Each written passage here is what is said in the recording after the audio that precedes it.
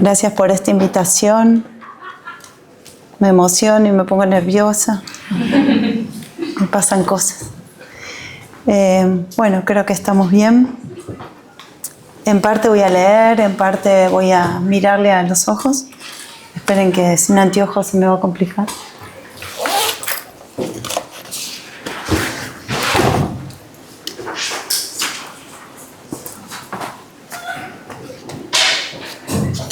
Voy a empezar con una frase de un autor, un fenomenólogo, filósofo, Merleau-Ponty. Es necesario que el pensamiento de ciencia, pensamiento de sobrevuelo, pensamiento del objeto en general, se vuelva a situar en un hay previo, en el sitio, en el suelo del mundo sensible y del mundo trabajado, tal como está en nuestra vida, para nuestro cuerpo. No ese cuerpo posible del que fácilmente se puede sostener que es una máquina de información, sino este cuerpo actual que llamo mío, el centinela que asiste silenciosamente a mis palabras y a mis actos. Esta conferencia recupera una serie de investigaciones etnográficas y experiencias sensoafectivas derivadas de espacios de performance musical, de tradiciones andinas, con una inclusión activa de prácticas musicales ancestrales y una renovada participación inclusiva de mujeres y disidencias. Así voy a ir compartiéndoles momentos reveladores de mi trabajo de campo, dirigiendo un ensamble de músicas andinas, la coordinación de una red latinoamericana inclusiva y la realización de un libro escrito por mujeres y disidencias. Se trata de instancias en que las fronteras entre mi propia construcción identitaria y la de aquellas personas con las que interactúo se ven desafiadas. Experiencias en las que la motivación generadora de los diferentes proyectos se diluye para luego reconfigurarse. Experiencias justamente por ello significativas. Mi propósito entonces será explorar la dimensión afectiva, afectante de estas experiencias desde un sentido relacional, fenomenológico y corposintiente, teorizando algunas de las reacciones que estas experiencias suscitaron con el objetivo de comprender mejor su esencia desde el punto de vista de lo femenino y disidente. Agradezco la invitación, ahora sí, de la doctora Elizabeth Sanda, la doctora Rosa María de Ogueta Barca y la doctora Ignacia Cortés, así como las gestiones de Ana María Méndez Cabrera, por la invitación a brindar esta exposición y compartir formalmente estas experiencias. Confío en que esta presentación funcione como una invitación a reflexionar sobre la permanencia y perdurabilidad de estas prácticas musicales indígenas, que son también performáticas, y también confío en que de alguna manera sirva como parangón con otras realidades de músicas indígenas en donde la corporalidad de las culturas ocupa un lugar preciado en lo que respecta a las formas de etnicidad, identidad e identificación de mujeres y disidencias, así como en los modos de ser y de venir en las prácticas indígenas.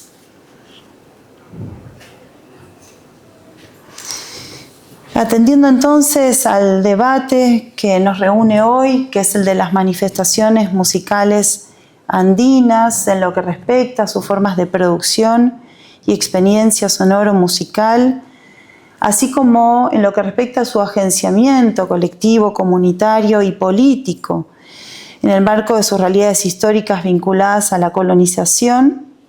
Buscamos entonces abrir este diálogo entre experiencias estéticas emergentes, arraigadas en ancestrías culturales y en sus diferentes territorios dentro del mapa de visiones utópicas, transnacionales, andinas.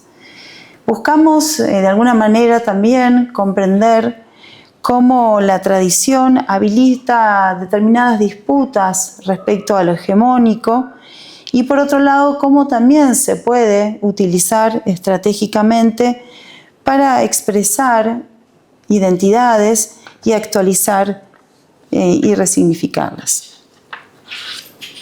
En primer lugar, entonces, vamos a partir de esta serie de investigaciones etnográficas, desde lo que yo considero una escucha a la experiencia personal compartida del Aini y la complementariedad a través de sus músicas y danzas, que es más que nada la dimensión epistemológica como fuente creadora de conocimiento.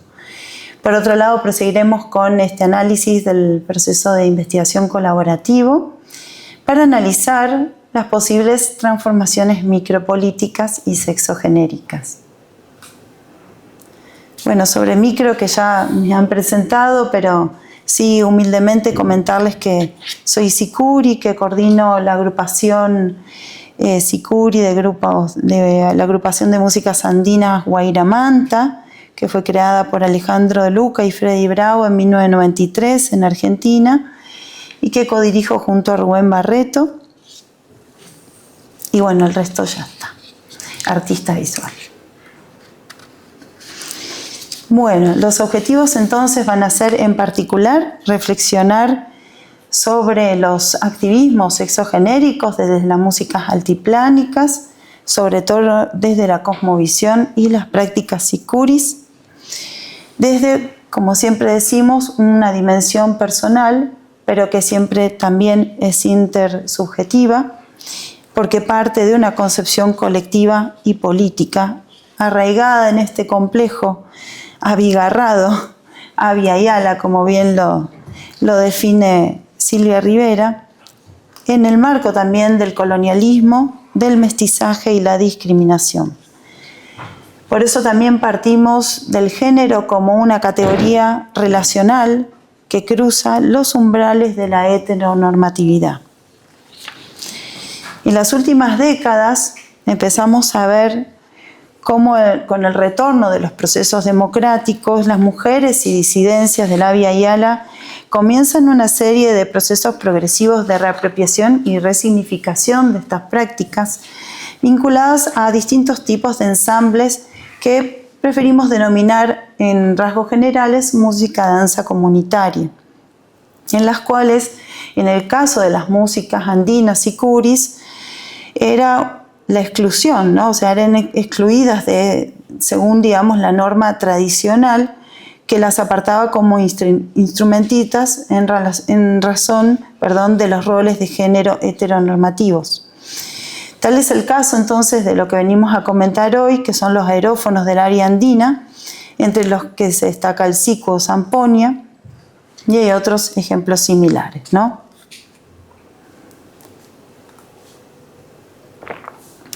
Por lo tanto, este tipo de prácticas vinculadas a estos ensambles de raíz comunitaria están también insertos y atravesados por asimetrías de poder y consiguientes relaciones de dominación simbólica.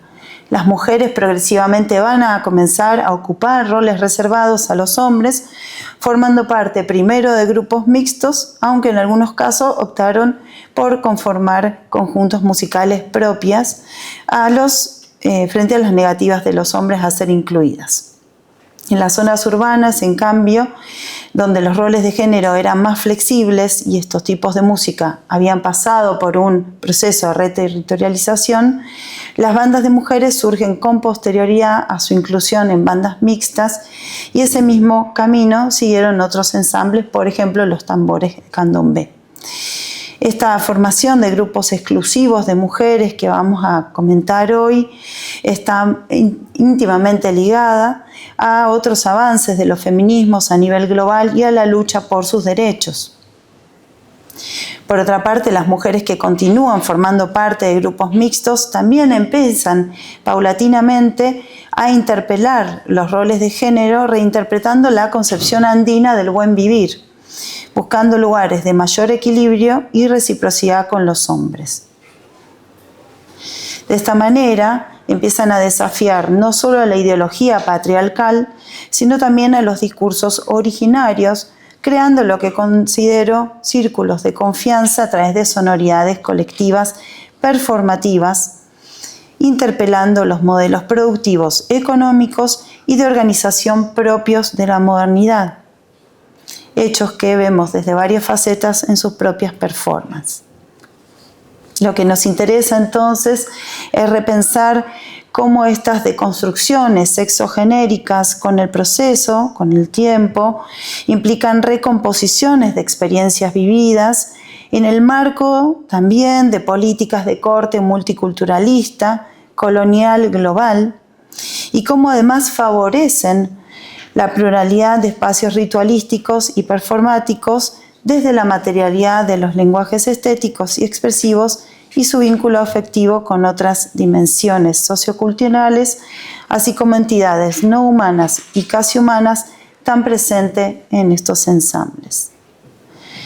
Vale destacar, y avanzamos de a poquito, que como bien ha dicho Henry Stobar, un estudioso de estas prácticas musicales andinas, observamos que los músicos campesinos andinos no suelen concebir tocar solos o incluso tal hecho está mal visto por la comunidad.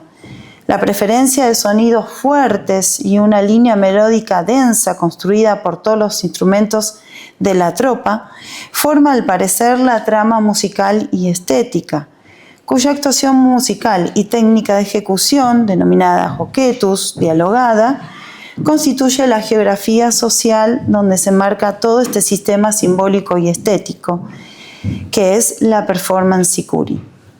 Considero entonces que este trenzado musical constituye un fenómeno creativo en donde el sentir es una experiencia extática compartida, retomando a Bertolt Schut. Se trata de un sentido de unidad que Víctor Tarne denominó comunitas y que por otro lado abona a la comprensión de la dimensión dialógica de estas músicas y su potencial para unir diversidades. Ahora entonces me gustaría compartirles algo de la metodología de investigación o de la metodología de todo este trabajo de campo que vengo realizando, que parte entonces de una observación participante que es, digamos, la metodología per se de la ciencia antropológica, ¿verdad? Y que va progresivamente arribando a lo que denomino una participación performática, ¿sí? En donde se habilitan otras vías de creación, de expansión e incluso de resguardo de la memoria a través de la potencialidad del cuerpo como actualización de saberes sensibles. Estos métodos, entonces, que ahora les voy a comentar con estos globitos, implican la participación activa del cuerpo en la performance sicuri a través de lo que yo retomo de Tomás Sordas, los modos somáticos de atención, ¿sí?, que implican atender con todos nuestros sentidos y no solo con la escucha y la mirada, tanto a las sonoridades, corporalidades de los otros como a las propias. Por otro lado, esta atención multisensorial, así definida, se complejiza aún más en situaciones de participación performática. Se experimenta entonces que la corporalidad de la etnógrafa no solo observa y escucha desde una posición habitual, sentada, en una silla o parada, sino que también se pone en movimiento participando activamente de las actividades que pretende estudiar y para poder percibirlas desde los distintos sentidos y distintas posiciones. Implica entonces modalidades perceptivas estéticas y de reorganización perceptual entrelazadas. Podemos entonces reconocer dos mutaciones significativas en este proceso metodológico. La primera de tipo senso-perceptiva y la segunda de diseño metodológico, que además de involucrar la primera, incorpora un contragiro de la observación participante a la participación performática, signado por una descomposición de mi propio rol, deconstruyendo incluso mi propio hábito sicuri debido a la reflexividad propia de las metodologías. Lo que vemos aquí entonces en pantalla son algunos de las, de los momentos, ¿sí?, o giros, ¿sí?, valga el globito, partiendo entonces de una observación participante de las expresiones sonoro-musicales a través de la corporalidad y la performance, para entonces entrar en un tipo de metodología más participativa y performática e incorporando ya metodologías que después voy a desarrollar un poquitito más y que van a implicar necesariamente un aspecto colaborativo en lo que refiere a la co-creación musical, pero principalmente, como digo más adelante, en las producciones performáticas de co-creación e investigación, a través de un trabajo de campo compartido, pero también la escritura de proyectos, ¿no? De proyectos de gestión vinculados a viajes, a eventos o incluso a la escritura de un libro. Esto, por supuesto, implica desafíos epistémico-políticos porque implica un reposicionamiento del rol de la investigadora que pocas veces se pone en diálogo y en debate, pero que necesariamente entra en tensión por, bueno, necesariamente una lectura que es de la interseccionalidad crítica, ¿no? Que implica que las distintas variables sexogenéricas, étnico-raciales, interclases, etarias, etcétera, tienen, digamos, distintas maneras, ¿no? De ordenarse y, por supuesto, incorporan además toda esta dimensión que solemos debatir mucho en este campo, que es lo que respecta a los privilegios, ¿sí?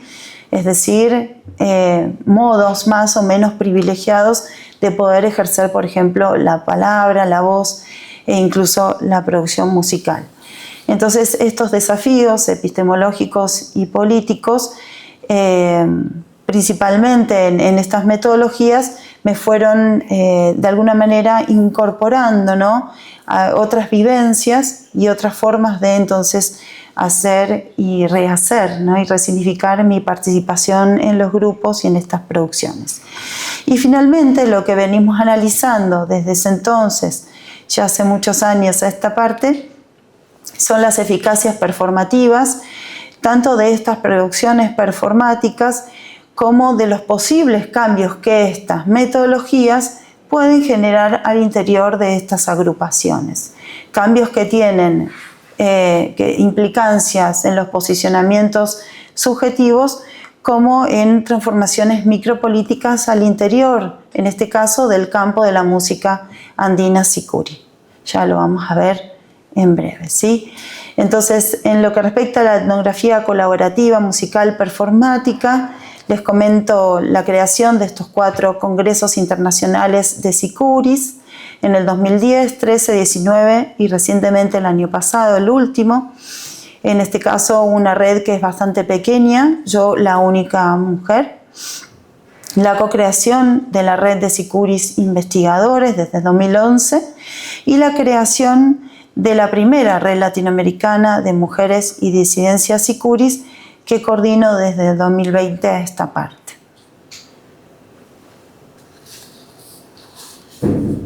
Muy bien. Acá podemos entonces apreciar los distintos flyers, imágenes que representan el Congreso. El primero era en Buenos Aires, entonces era, bueno, una foto del obelisco. Y después, bueno, se puso más andino.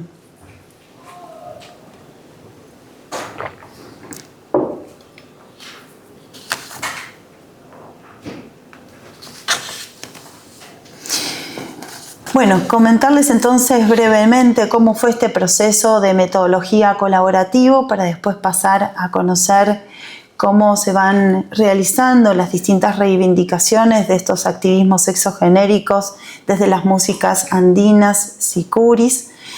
Y lo ordené de esta manera, ¿no?, a través de los giros, que es lo que siempre hacemos cuando tocamos estas músicas. Considero entonces que estos momentos, ¿no?, de creación de redes, de creación de congresos que implican continuamente este aspecto que denominamos de etnografía colaborativa, tiene giros, pero también tiene tensiones, ¿no? Es decir, a veces los giros pueden trabarse y uno no sabe para dónde girar. Estas tensiones van a implicar, por supuesto, momentos que tienen también que ver con esta interseccionalidad crítica que comentaba, cuando las diferencias, ¿no?, y las diversidades entran en tensión o en conflicto, pero también tiene muchos más, y esto es lo que venimos a destacar hoy día, momentos creativos, rizomáticos, de mayor incorporación colectiva, ¿no? El primer giro entonces implica un momento mayormente colaborativo con la creación de la Mesa de Mujeres Sicuris en el marco del tercer Congreso de Sicuris del Cono Sur. En esta mesa ya empezamos a abrir a mujeres y disidencias de Latinoamérica. Había creado la primera en el Congreso del 2013. Y ahí ya empiezo a notar entonces este proceso de deconstrucción de lo femenino que comentaba anteriormente como un lugar privilegiado de saberes y con un potencial que empieza a diferenciarse paulatinamente de lo masculino en lo que yo considero la doble subalternización, ¿no? Una subalternización vinculada a la colonialidad, patriarcalidad o lo colonial patriarcal y por otro lado a la ejecución de estas músicas ancestrales que no suelen incluirse, ¿sí?, en los estudios de músicas occidentales más concentradas en músicas clásicas, músicas eruditas. Con un contragiro entonces creamos la red de mujeres y disidencias sicuris, ¿sí? En el marco entonces de la pandemia viral del COVID-19. Esta red se presenta como una red de contención y de virtualización de experiencias múltiples desde lo sexogenérico y con diferentes problemáticas. Yo digo siempre que es una red surgida de un amasado mutuo, ¿no? Porque el amasado es algo muy femenino, ¿no? De reciprocidades, pero también de transmisiones de saberes, ¿no? Donde había una transversalidad de proyectos que entraban ahí a debatirse con diferentes incluso formas de conocimiento, con diferentes epistemes y con sus propias subversiones también, ¿no? Intersubjetivas, colectivas y críticas. Para el caso, digamos, de las músicas sicuris femeninas, solemos, digamos, identificar que las mujeres adquieren nuevos roles, ¿no? Que implican justamente este intento por continuamente revertir y subvertir desigualdades de género en un proceso que considero de descolonización del saber hacer, ¿no? Y esto es uno de los tópicos que más va a surgir en la creación de esta red, a partir de lo cual además la comunidad, ¿no?, sentipensante de la red se va a fortalecer. El reconocimiento entonces entre mujeres sicuris va a conducir también a cultivar nuevos lazos reciprocitarios frente a lo que ellas ya en ese momento, en la creación de la red, empezaban a denunciar como distintos tipos de violencia racial y de género. En este sentido, es preciso rescatar también el uso de las redes de internet y las distintas tecnologías, que a veces somos un poco reacias a entender, digamos, cómo son estos procesos tecnológicos, pero en ese momento, en lo que es el campo de las músicas andinas sicuris y también de las danzas andinas, lo vimos con un uso fundamental por parte de distintos movimientos y grupos femeninos y LGTBIQ+.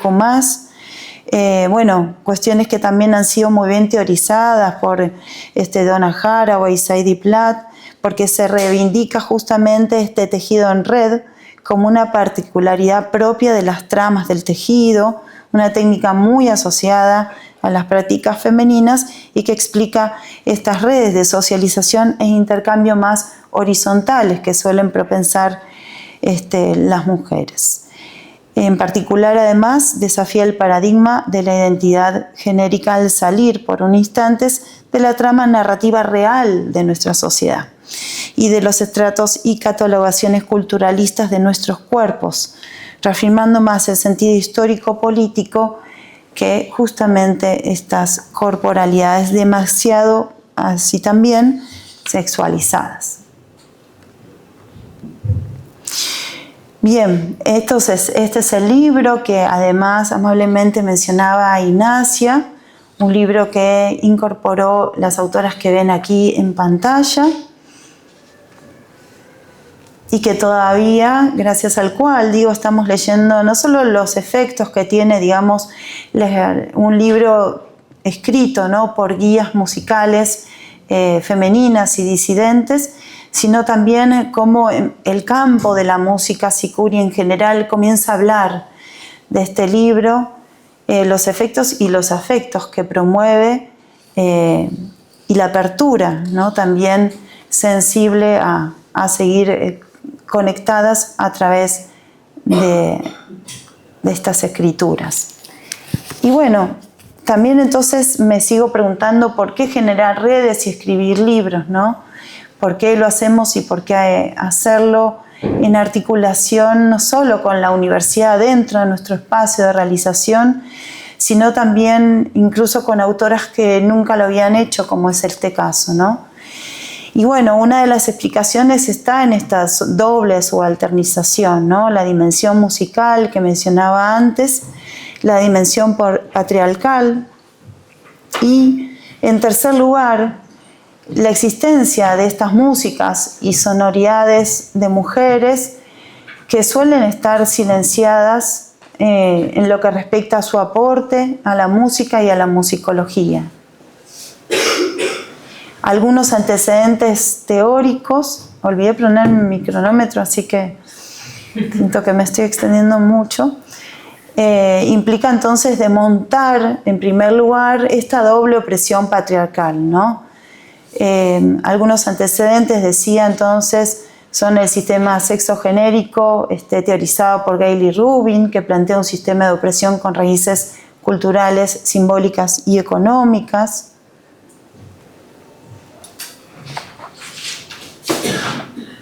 La doble opresión en los colectivos de mujeres afrodescendientes en Estados Unidos, a través de Sojourner Truth y Audre Lorde, de Bell Hooks con el análisis del feminismo interseccional, anterior a Greenfield, a Patricia Hill Collins.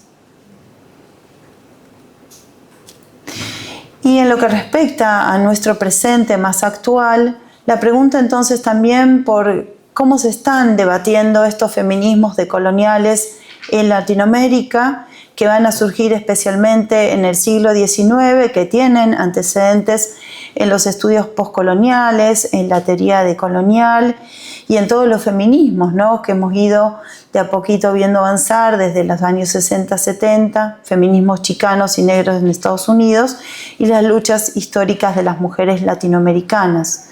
Por eso algunos de los conceptos centrales que identificamos son la colonialidad del género, sobre la cual sobre todo se centró la querida y añorada María Lugones, los feminismos comunitarios, ¿sí?, que surgen principalmente de mujeres indígenas y que no solo van a plantear la liberación de las mujeres, sino de toda la comunidad y el territorio. Y por otro lado, bueno, todo este campo de la interseccionalidad situada, que hoy ya digamos, debatimos en términos de interseccionalidad crítica. La diversidad entonces de propuestas de estos feminismos, pero sobre todo de lo que nos interesa especialmente, que es el feminismo decolonial, implica una crítica radical al sistema colonial patriarcal, las propuestas de epistemologías alternativas al occidental, la visibilización de sujetos feministas diversos, la articulación entre luchas de género y anticoloniales con otros movimientos y agrupaciones, y lo último que nos está dejando el feminismo decolonial, muy vinculado al feminismo o el ecofeminismo, mejor dicho, la defensa del territorio cuerpo-tierra.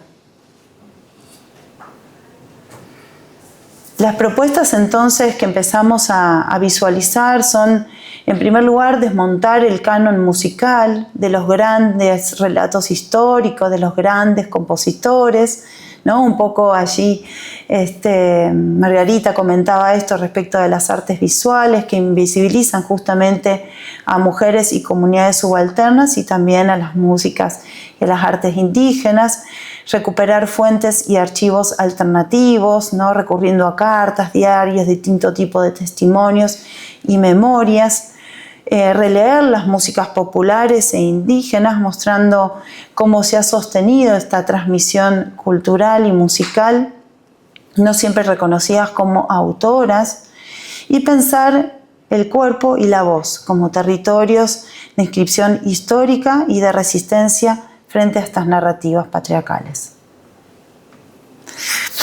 Por eso, a modo de resumen, las mujeres y mujeres cis consideran que el siku es una vía estratégica para ocupar espacios de prestigio y estatus y realizar cierta reconciliación con la propia historia étnico-cultural y familiar.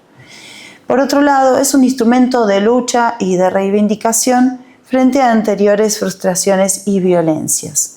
En cambio, observo que en los activismos sexogenéricos se van forjando proyectos estratégicos surgidos de redes de mujeres y disidencias que han resultado en acciones y objetivos concretos para superar problemas específicos y desarrollar principios organizativos desde su grupo musical y el movimiento LGTBIQ+.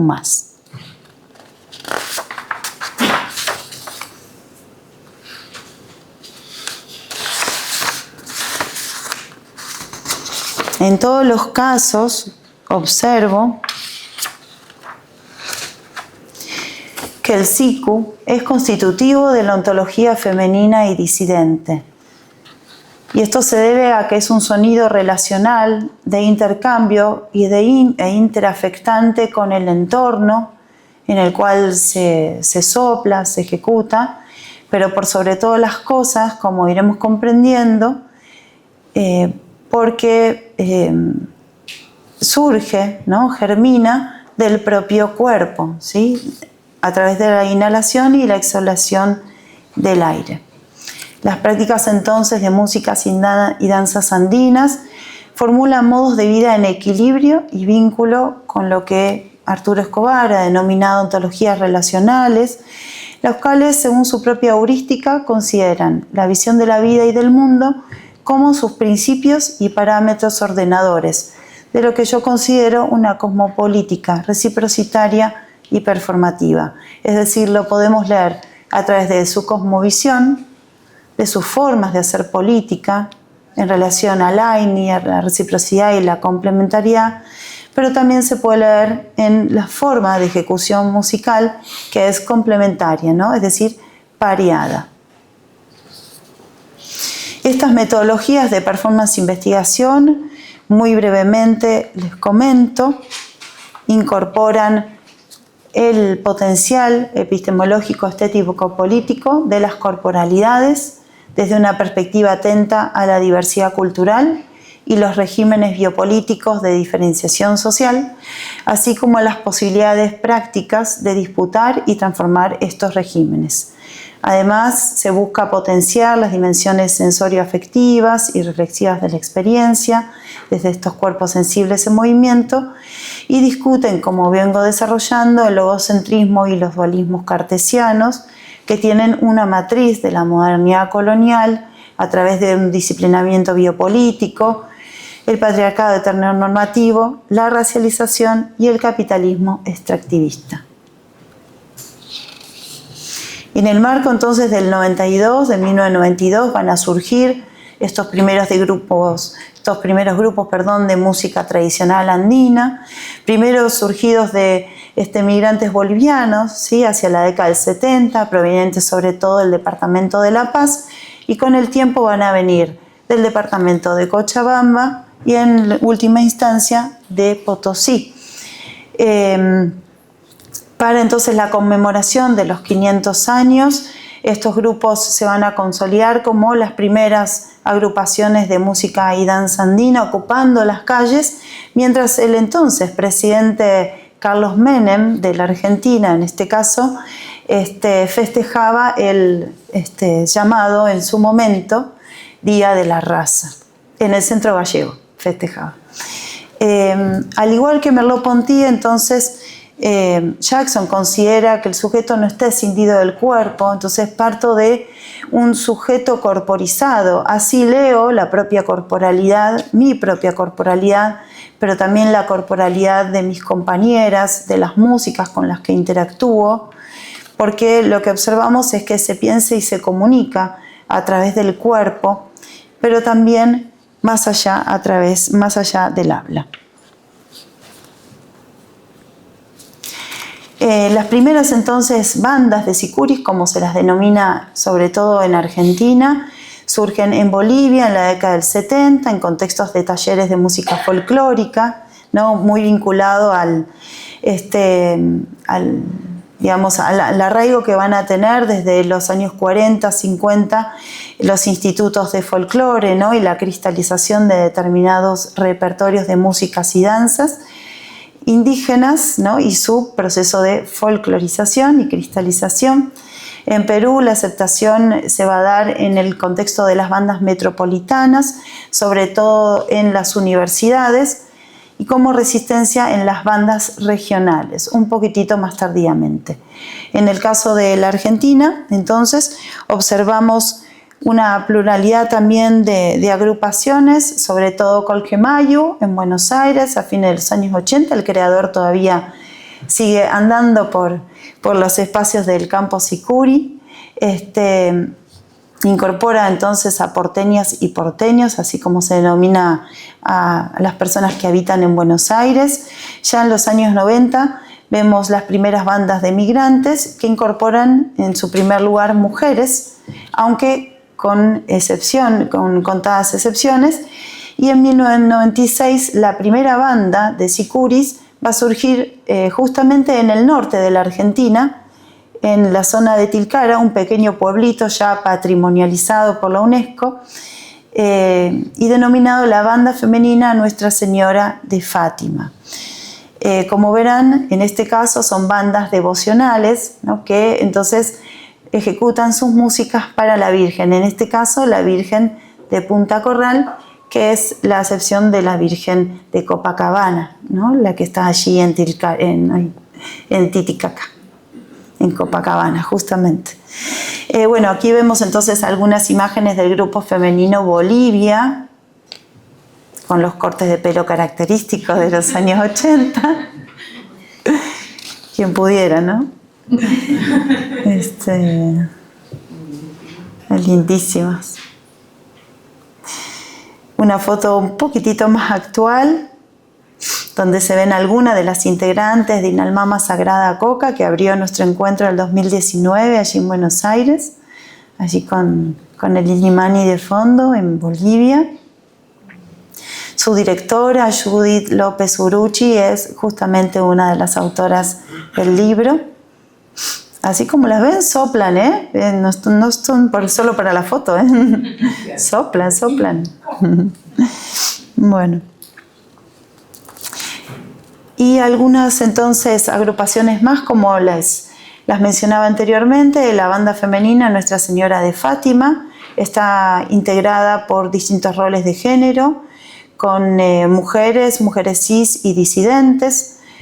Como comentaba antes, van a incorporar un deseo que les era interdicto por su condición de ser mujeres, del goce musical por medio de la práctica misma, como cuerpos vibrantes y actuantes. Dejan entonces de ser espectadoras o de atender a sus maridos, ¿no? En la bebida o en el cuidado de sus hijas cuando ellos tocaban, y abandonan entonces estos márgenes para formar parte, volverse el centro de las miradas y de la audición. Y hace poquito nomás nos enteramos que surgió una nueva bandita también de mujeres y disidencias allí en Tilcara. Así que Tilcara, allí bien el norte de la Argentina, sigue siendo pionera en la pluralidad de bandas. Y por último, la única banda disidente, ¿sí?, de Buenos Aires, identificada además, ¿no?, definida por ellas mismas como banda de mujeres y lesbianas, se forma en 2016 en Morón, que es un área metropolitana del oeste de Buenos Aires. Proclaman su surgimiento como una ruptura con la heteronormatividad. Adoptan ese color violeta que ven en sus polleras desde el inicio, un color que obviamente caracteriza el feminismo y que acompaña a otros reclamos en la lucha por el aborto legal, libre y gratuito, y que también ha sido un gran conflicto con otros miembros de banda de ideología indianista. Participan activamente en marchas y encuentros, y ahora en un ratito vamos a verlas en acción.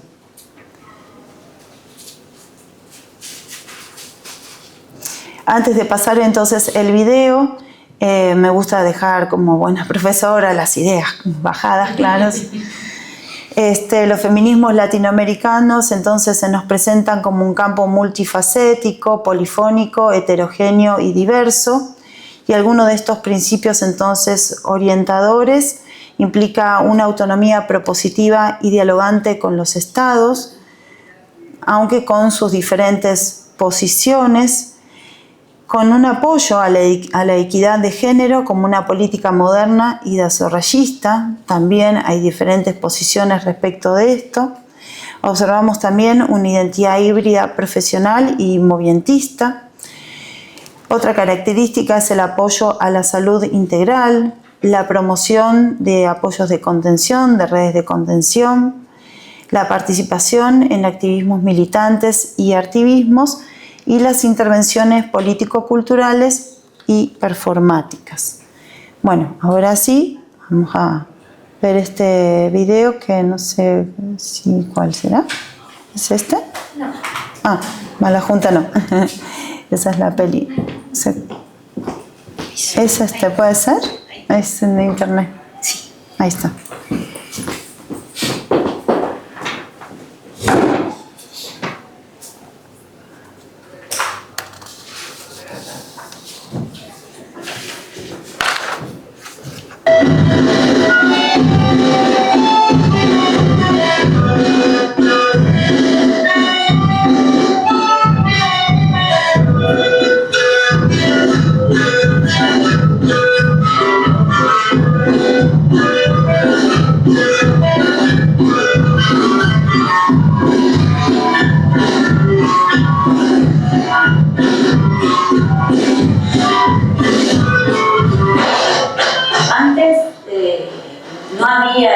Bandas de mujeres, siempre hubo un grupito que fue el mes de diciembre, noviembre más o menos, fin de diciembre casi. Nos juntábamos allá en un potrero, entonces decidimos, ¿por qué no hacer una banda de mujeres? O sea, a las 3, 4 chicas que estábamos ahí, o sea, queríamos integrar una banda, pero como era antes toda de hombres, a la mujer solamente se le permitía la varita o botiquín, era un poco más de hombres, ¿no? De mujeres, entonces a nosotros era como que nos salía eso de querer.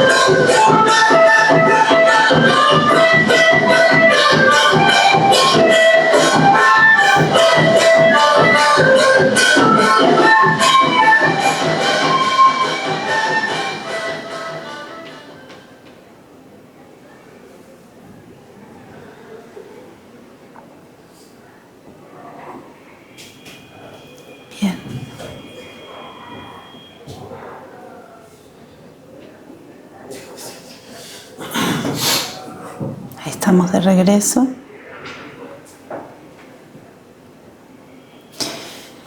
¿De dónde parte entonces este trabajo de campo con estos grupos que hemos recién escuchado y que ahora podremos comentar si les parece?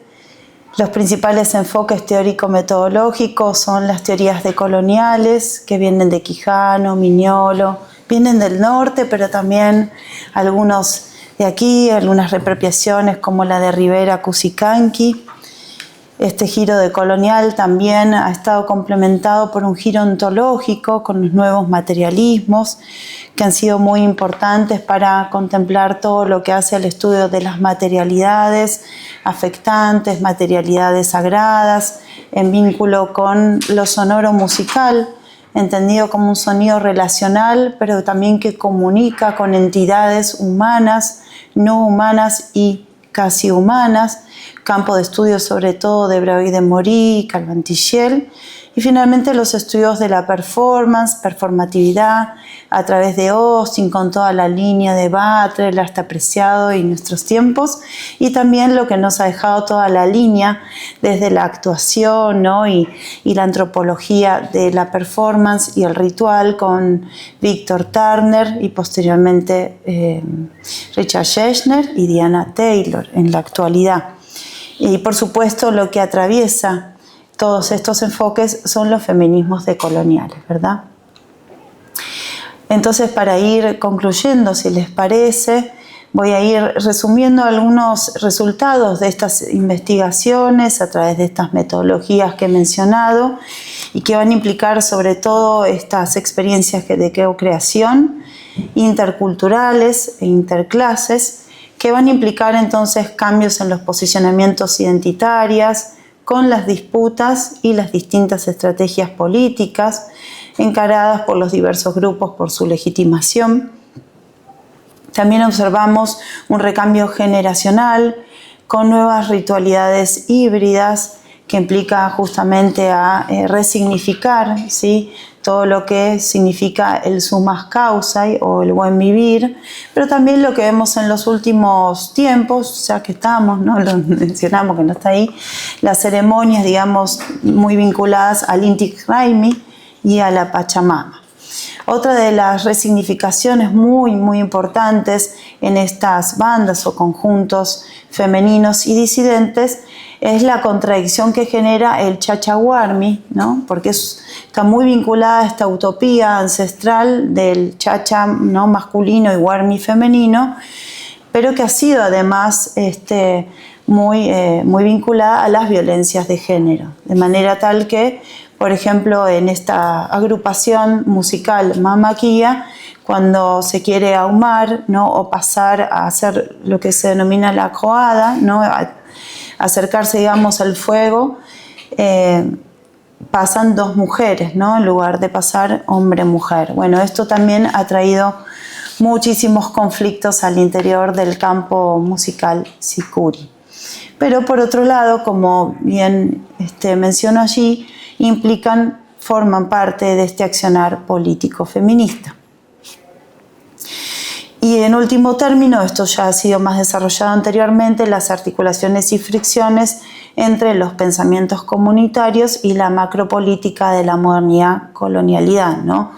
Es decir, ¿qué sucede cuando ese pensamiento comunitario, por ejemplo, del chachahuarmi, se tensiona, ¿sí?, entra en conflicto en la propia familia, ¿sí?, o en la propia comunidad musical, a través, por ejemplo, de una denuncia de violencia de género, ¿sí?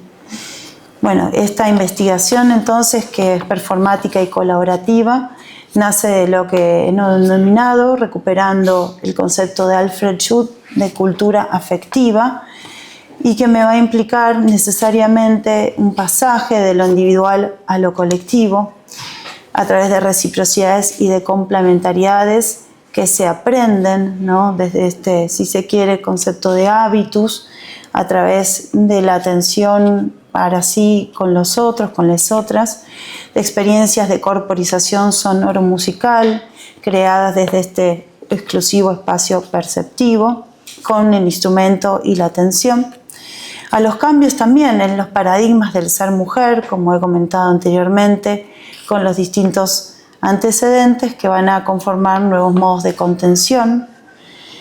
Por cuarto lugar, a la ronda musical como ícono indexical de pensamiento cosmogónico material. Y en último lugar, las interacciones kinestésicas colectivas y comprometidas de esta cosmosonorontología. Lo que vemos en el caso entonces de las agrupaciones son principios guías y transformaciones micropolíticas a través de mundos de resistencia creativa frente al hacer vivir, dejar morir del colonialismo y los gobiernos represivos, el sonar bien y bailar bien el sikuri en relación al sumak hausai, la khamasa como la fuerza femenina emitida por el sonido como fuego liberado del instrumento. Y en tercer lugar, el devenir mujer sikuri, recuperando ahí un concepto de rol nirgatarik, a través del cual se performativiza una complementariedad sikuri como lo abyecto, lo chayeje, ¿no? Retomando lo mestizo negado y considerado precario, vulnerable y extranjero.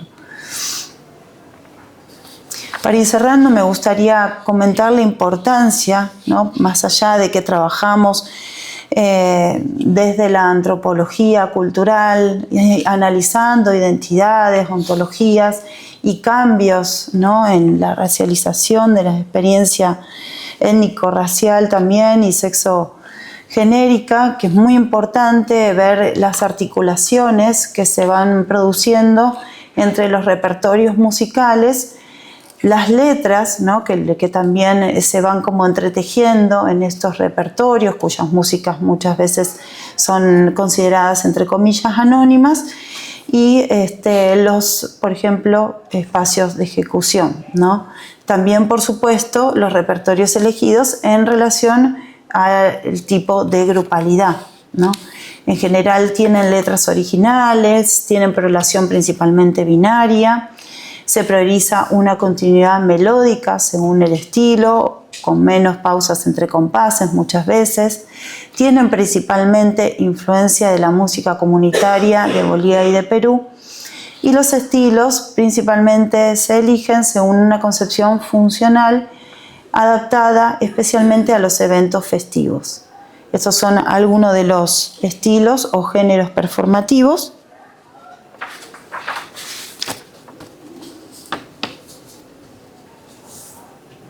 Por ejemplo, en La Quebrada, en el norte de la Argentina, tenemos más bien marchas, boleros, dianas, mientras que en Buenos Aires y también en general en el resto de Latinoamérica vemos sobre todo las sicuriadas, también a veces confundidas con los italaques, el suricico o sicura también denominado, a veces aparece el canto y en menor medida el hachalaquita, que es el estilo, por ejemplo, que nosotros ejecutamos en nuestro grupo. Partiendo entonces también de Rivera Causicanqui, llamamos a construir comunitariamente estas redes de ecologías de sabores hacia una epistemología cheje para evitar las contingencias del biopoder, ¿no? Y comentarlas muy brevemente, un trabajo también que se realizó en su momento vinculado a las tecnologías, de cómo se fue conmemorando entonces este Día Internacional de la Mujer Indígena, ¿no? Este trabajito de hormiguita de archivo que fui guardando y que hoy les traigo, dado, digamos, la conmemoración que hoy estamos recordando del Día de la Mujer Indígena. Concluir entonces con una frase de Donna Haraway: la conciencia de género, raza o clase es un logro forzado en nosotras por la terrible experiencia histórica de las realidades sociales contradictorias del patriarcado, del colonialismo y del capitalismo. ¿Y quién cuenta como nosotras en mi propia retórica?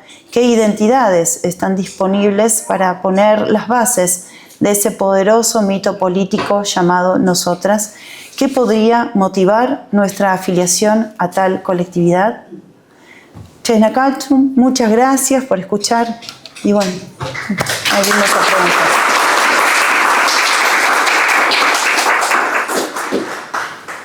Bueno, muchas gracias, Adi. Ahora damos paso a una ronda de preguntas. ¿Quién quiere? Te quería hacer una pregunta nomás bien específica, como para quienes no venimos como de las prácticas andinas, si pudieras describir un poquito más las características de esta práctica que habilitan de cierta manera estos engranajes que se generan con las reivindicaciones sexogenéricas, feministas, el tejido de estas redes que tú mencionabas, etcétera, ¿no? Y qué contradicciones y tensiones van apareciendo. Hay también algunas cosas, las mencionaste, ¿no? Respecto a este principio Chachahuarmi, etcétera, pero no sé, por ahí sí podrías comentar un poquito más. Muchas gracias. ¿Respondo ahora? ¿Sí, no? Sí. Porque además es una pregunta muy interesante. Sí, no me dio el tiempo de desarrollar quizás lo más jugoso, ¿no? Que implica efectivamente este concepto, esta categoría de Chachahuarmi, ¿no? De lo masculino y lo femenino como digamos, una identificación, una característica fundamental, ¿no? De la música andina por su complementariedad pareada, ¿no? Del instrumento que se contesta y se pregunta, ¿no? De hecho, cada uno de los instrumentos se dice que es ira y arca, ¿no? O sea, masculino y femenino. Pero sin embargo, digamos, una de las importantes contradicciones justamente es la posibilidad que tienen las mujeres cuando encarnan otros roles de acceder, ¿no? A estos instrumentos e incorporar con otras, digamos, con otras identificaciones diferentes al Chachahuarmi, ¿no? Eso no quiere decir que los instrumentos cambien su denominación, ¿no? O sea, siguen siendo ira y arca, pero se ejecutan con otros fines, ¿no? Ahora, puntualmente en relación, digamos, a las reivindicaciones sexogenéricas, implica justamente, digamos, esta posibilidad de que la mujer acceda a algo interdicto, ¿no? Y esto necesariamente nos conduce a hablar de algo que por ahí dejaba al inicio flotando, que es la potencialidad que tiene el cuerpo, ¿no? Y esto que ellas denominan la energía femenina, para construir, digamos, esta idea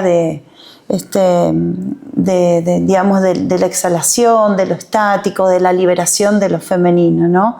Hay algo allí, digamos, con el soplido de lo femenino que ellas se identifican con este estado de bienestar, de liberación,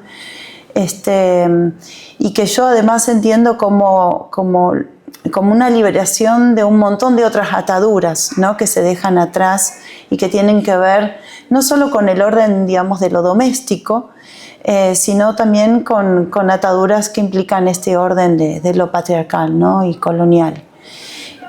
Los usos entonces políticos, según lo que yo identifico, son justamente los distintos usos estéticos de las corporalidades, ¿no? O sea, cómo se escenifican esas corporalidades en escena.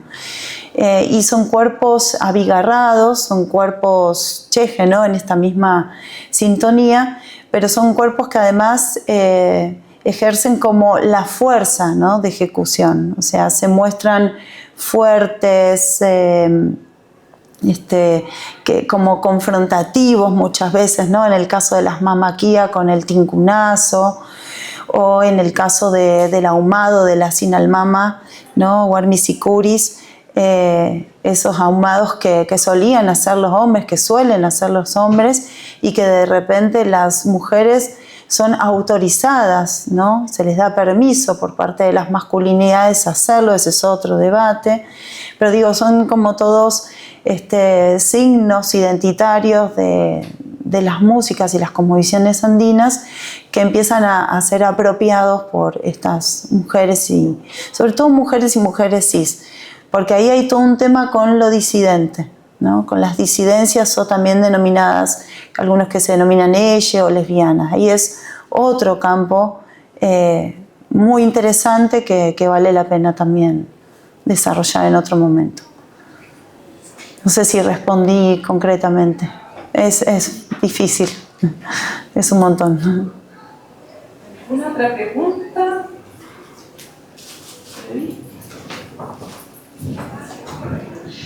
Muchas gracias, muy interesante.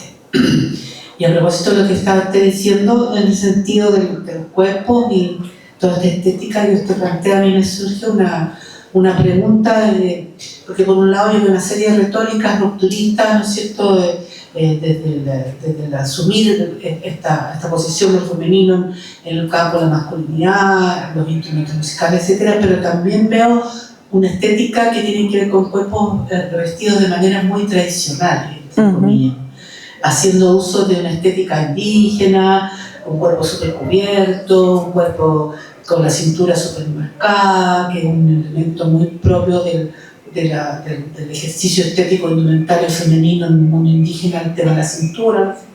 Entonces me gustaría que a lo mejor nos contara un poco cómo cree usted que se complementa toda esta retórica musical rupturista, de letras, etcétera, y de asumir los instrumentos con esta otra manera que se ve ahí muy apegada a una cierta, odio la palabra, pero no se me ocurrió otra tradición de indumentaria indígena, que obviamente cuando la vemos nosotros identificamos todo lo que implica esa estética. Excelente pregunta, muchísimas gracias también.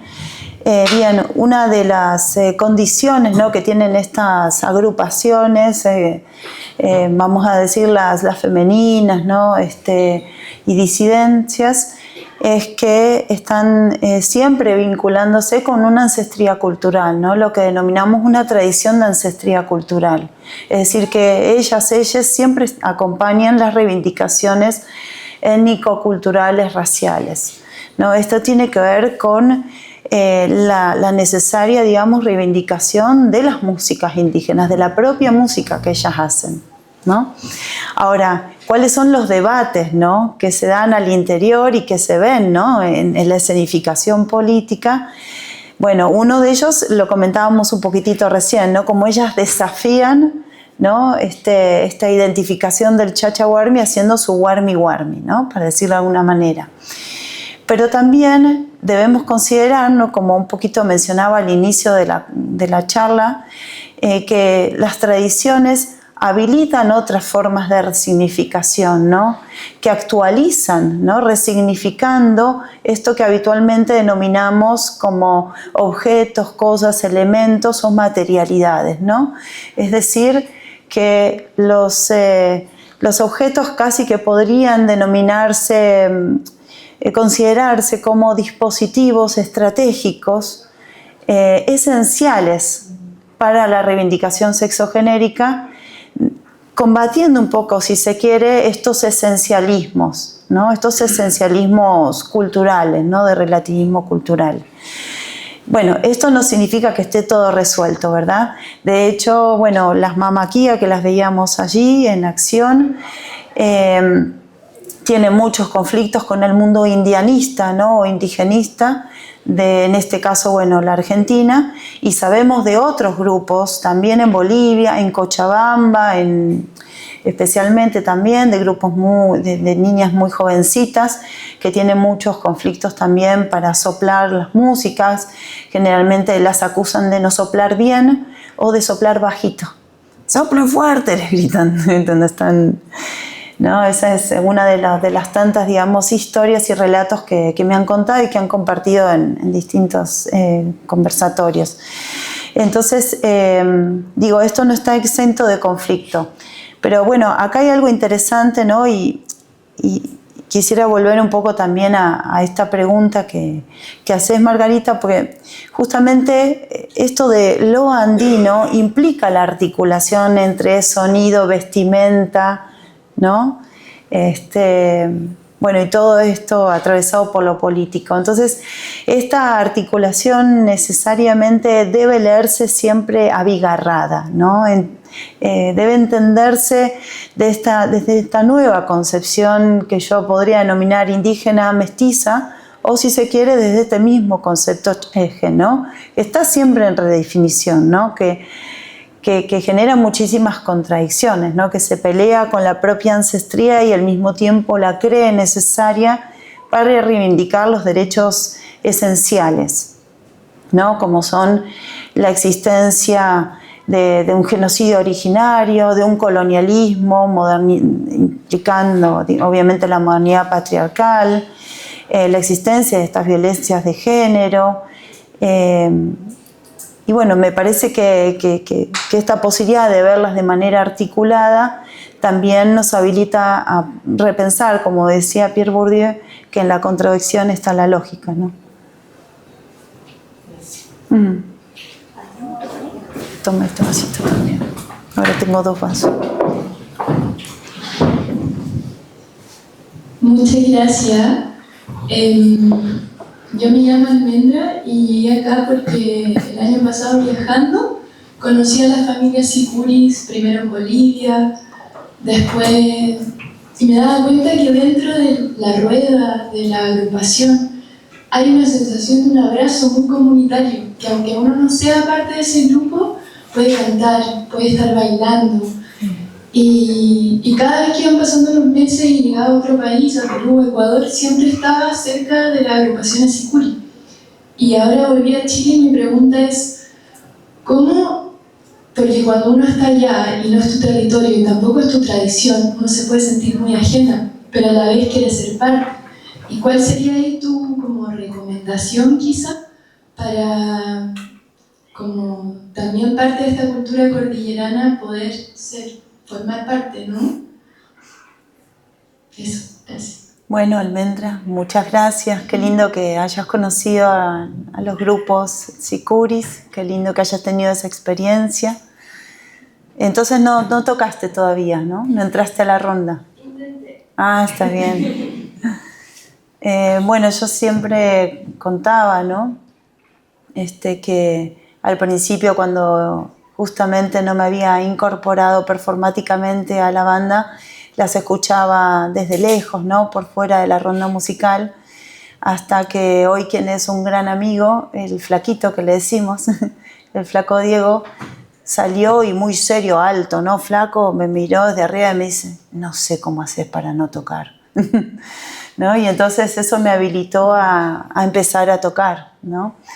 Yo creo que primero es la escucha atenta, una escucha atenta, activa, que es una escucha de respeto, ¿no? De conocimiento y de comprensión, ¿no? Que incluso vinculándolo con las metodologías de performance investigación implicaría como ese primer pasito del acercamiento multisensorial, ¿no? En donde te dejas afectar y dejas afectar, ¿no? a otras personas. Digamos, esta percepción que parece algo silencioso, invisible, es algo fundamental que se siente, como vos misma experienciaste, ¿no? Se siente, digo, desde los otros, desde las otras. Entonces ellos van a sentir firmemente en algún momento esa presencia tuya y esa voluntad de querer tocar, y van a salir como salió el flaquito y te van a decir, no sé cómo haces para no tocar, ¿no? Sí, empezaría por ahí. Bueno, muchas gracias a Adil, gracias a todos a quienes nos han acompañado. Les dejamos invitados, invitadas a continuar la conversación también con Adil. Tenemos un café afuera y luego vamos a